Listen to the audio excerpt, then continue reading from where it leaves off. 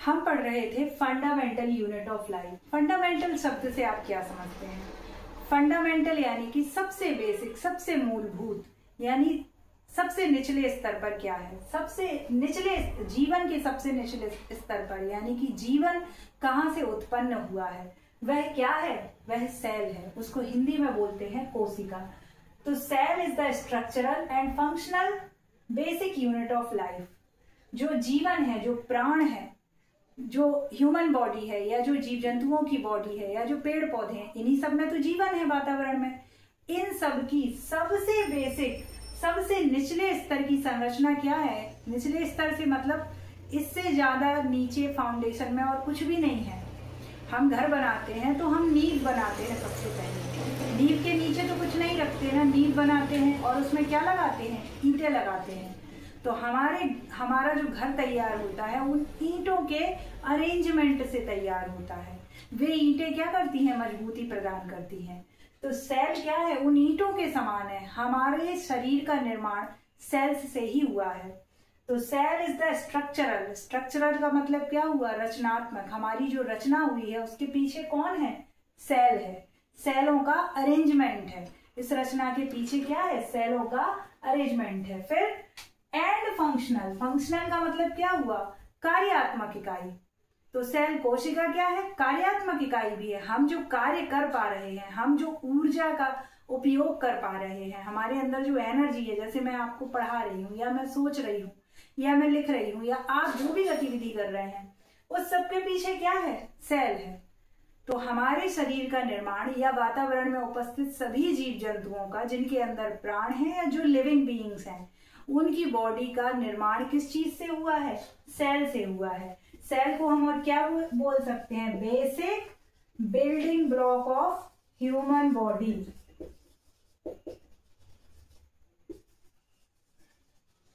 Block of human body. जिस तरह किसी बिल्डिंग की ईंट उसका क्या होती है? आधार होती है, एक ब्रिक आधार होता है, उसी तरह ह्यूमन बॉडी का बिल्डिंग ब्लॉक कौन सा है? बेसिक बिल्डिंग ब्लॉक क्या है? सेल है। अब ये सेल शब्द कहाँ से आया है? इस सेल के बारे में जानकारी कब हमें लगी? इस सब के बारे में आपकी यूनिट में दिया गया है, जो मैं क्रमशः ही आपको बताती जाऊंगी। तो सबसे पहले रॉबर्ट हुक ने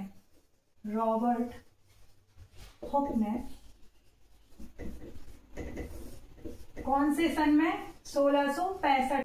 रॉबर्ट हुक थे, उन्होंने 1665 में ओक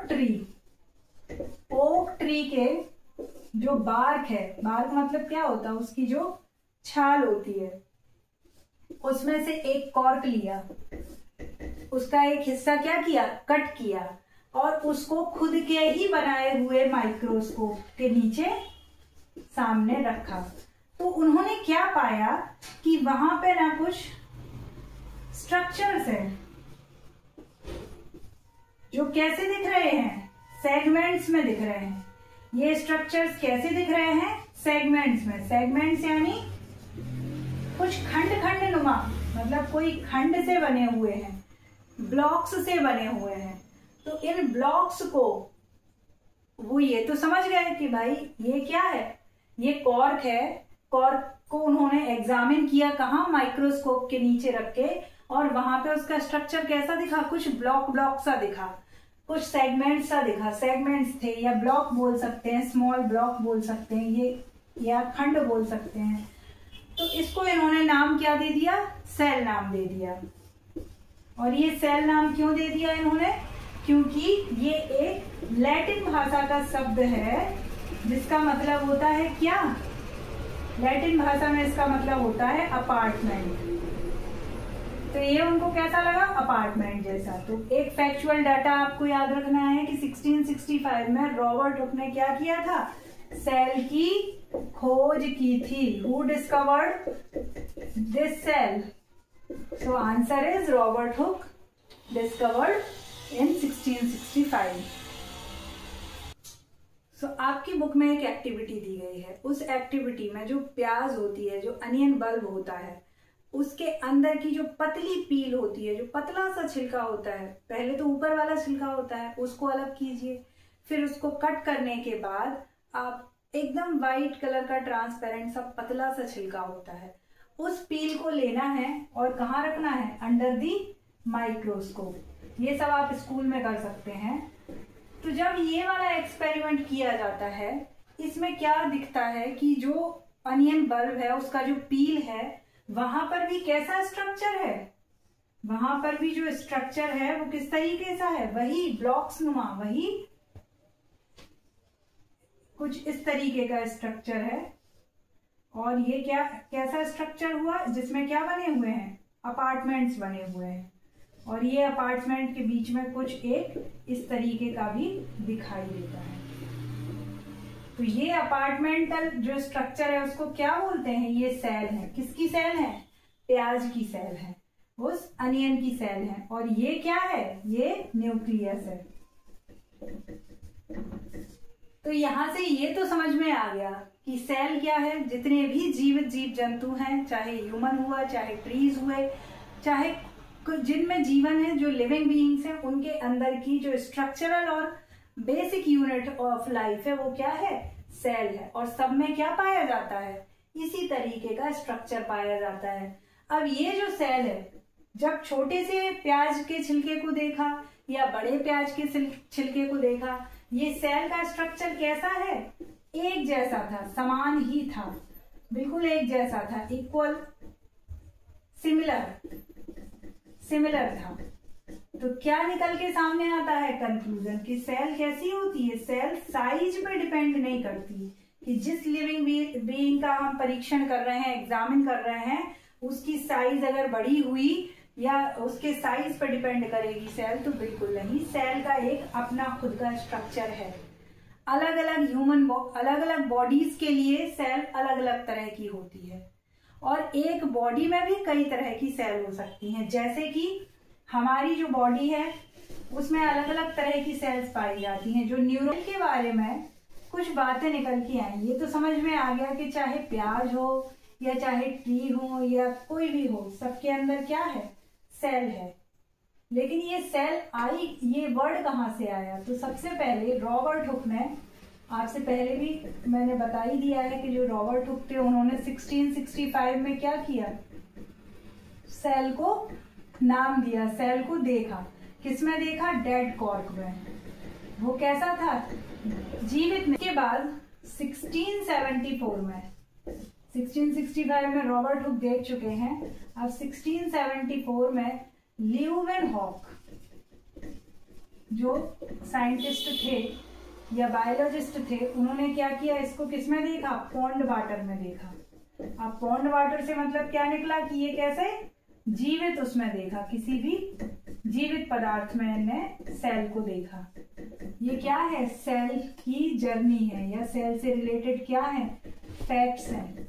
ये आपको बिल्कुल याद होने ही चाहिए। 1674 के बाद 1831 में, मतलब कि 1831 में रॉबर्ट ब्राउन ने इसके अंदर, सेल के अंदर न्यूक्लियस की खोज की। ठीक है, इन्होंने बताया कि सेल में क्या होता है, सिर्फ ये खंड ही नहीं होता, ये ब्लॉक जैसा स्ट्रक्चर नहीं है, इसके अंदर क्या है, एक न्यूक्लियस भी है। और 1839 में पुरकिंजे ने बताया, पुरकिंजे जो साइंटिस्ट थे उन्होंने बताया कि ये जो सेल है इसके अंदर क्या है, एक लिक्विड भरा हुआ है। लिक्विड इन द सेंस एक फ्लूइड भरा हुआ है। और वो उसको नाम क्या दिया, प्रोटोप्लाज्मा। और 1839 में ही फिर स्वान ने क्या बताया कि जितने भी चाहे वो प्लांट्स हों और चाहे वो एलिमेंट हो, चाहे वो प्लांट्स हों चाहे वो क्या हो, एनिमल हो, सबकी बेसिक यूनिट क्या है, सेल है। तो ये सेल के बारे में कुछ फैक्ट्स हैं जो आपको बहुत अच्छे से याद होना चाहिए कि सबसे पहले सेल को किसने खोजा, रॉबर्ट हुक ने खोजा। लेकिन उन्होंने काय में देखा था, डेड कॉर्क में, मरी हुई कॉर्क में। जो छाल थी वो कैसी थी, डेड थी, सूख चुकी थी। इसके बाद 1674 में 1674 में इसी के आगे जो जीवित पदार्थ है यानी कि पॉन्ड वाटर, तालाब के जल में, किसने देखा, ल्यूवेनहॉक ने देखा। और इसके बाद 1831 में रॉबर्ट ब्राउन ने जाकर के न्यूक्लियस की खोज की कि सेल के अंदर क्या होता है, एक न्यूक्लियस भी होता है। 1839 में पुरकिंजे ने बताया कि जो सेल है उसके अंदर न्यूक्लियस तो है ही, साथ में चारों ओर क्या है, एक लिक्विड भरा हुआ है और वो क्या है, प्रोटोप्लाज्म है।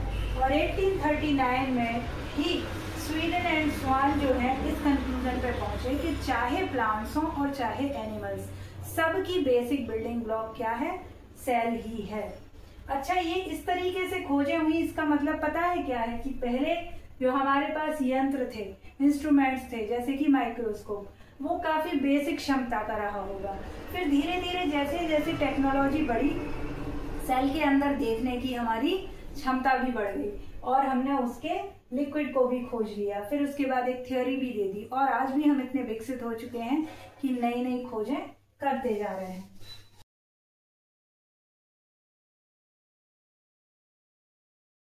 जो सेल होती है वो इस पर डिपेंड नहीं करती कि जिस लिविंग बीइंग्स का हम परीक्षण कर रहे हैं उसकी साइज कितनी है। जैसे हम किसी बिग ऑनियन पे ये एक्सपेरिमेंट करें या स्मॉल ऑनियन पे करें, छोटे प्याज पर करें या बड़े प्याज पर, हमें जो सेल का स्ट्रक्चर है वो कैसा दिखाई देगा, सेम ही दिखाई देगा, ठीक है। लेकिन जो सेल है वो डिपेंड करती है किन चीजों पर कि उसका फंक्शन क्या रहेगा। जैसे जो ओवम है, सबसे पहले ओवम क्या है, रिप्रोडक्टिव सेल है, इससे क्या होता है, रिप्रोडक्शन होता है। तो ये ओवम जो है इसका न्यूक्लियस कहाँ पर है, यहाँ कहीं है। तो ये कैसी है, गोलाकार है। ब्लड सेल्स कैसी हैं, ये काफी फैली फैली इस तरीके से हैं। फिर मसल सेल कैसी है, ये आपकी क्या हुई, एक मसल सेल हो गई है, इसका न्यूक्लियस हो गया। या हम फैट सेल की बात करें तो फैट सेल कैसी है, कुछ इस तरीके से है। तो अलग अलग पर्पज के लिए अलग अलग सेल्स का आकार है। क्यों है, क्योंकि उस फंक्शन को करने के लिए सेल ने अपने आप को मॉडिफाई किया हुआ है। कब, जब वो डेवलप हो रही थी।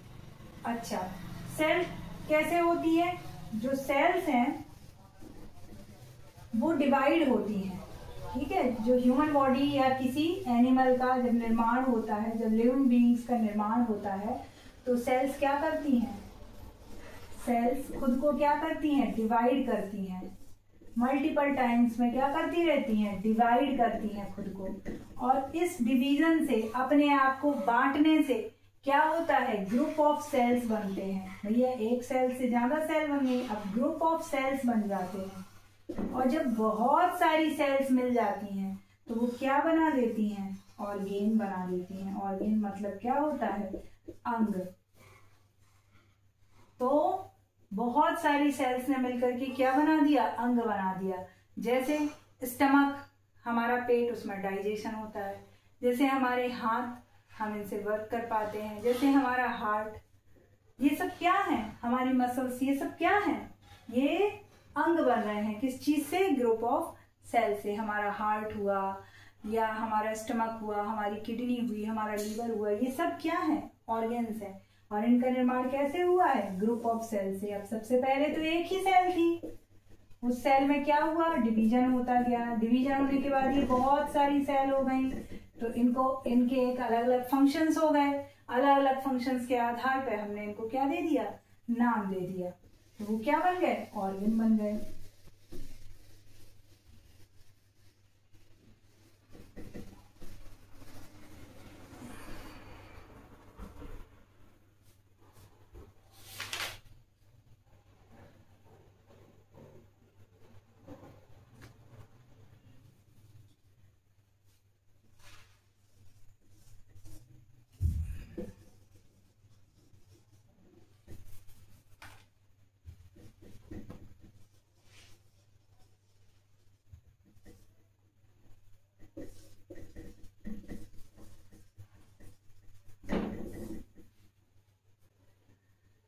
हमारे पास अलग अलग ऑर्गन है, अलग अलग काम करने के लिए।